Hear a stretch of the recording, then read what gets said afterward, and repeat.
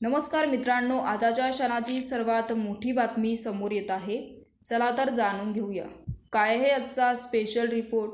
सविस्तर बातमी जाणून घेण्यापूर्वी आपण चॅनलवरती नवीन असाल तर चॅनलला सबस्क्राईब करा, बेल आयकॉन प्रेस करा. विरोधी पक्षनेते राहुल गांधी यांच्याबद्दल शिवसेनेचे आमदार संजय गायकवाड यांनी केलेल्या विधानाने वादंग निर्माण झाले.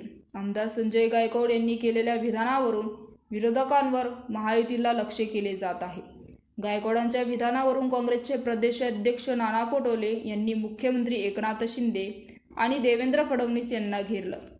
राहुल गांधी यांची जीभ कापणाऱ्यांना 11 लाखाचे बक्षीस देणार असं विधानही शिवसेनेचे बुलढाण्याचे आमदार संजय गायकवाड यांनी केलं.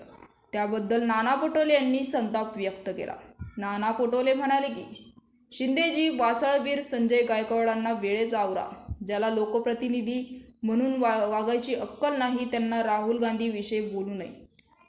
आथरून बघून पाय पसरावे असं म्हणाले आणि ते गायकवाडांनी आपली पातळी पाहून करावे. प्रसिद्धीसाठी बळगवणाऱ्या संजय गायकवाडांवर गुन्हा दाखल झाल्याच पाहिजे. या सरकारची गुंडाशाही, हुकुमशाही, तालिबशाही जनता पाहत आहे असं देखील त्यांनी म्हणाले.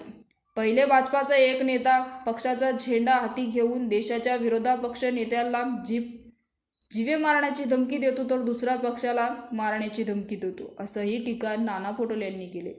काँग्रेस प्रदेशाध्यक्ष नाना पटोले यांनी मुख्यमंत्री एकनाथ शिंदे आणि देवेंद्र फडणवीस यांना सवाल केला आहे. संजय गायकवाड त्यांच्या तोंडावर आवरा नाहीतर खूप वाईट होईल असंही नाना पटोले यांनी म्हणाले. तर मित्रांनो, याविषयी आपलं काय मत आहे आम्हाला कमेंट बॉक्सच्या माध्यमातून नक्कीच कळवा. तूर्तास धन्यवाद. जय महाराष्ट्र.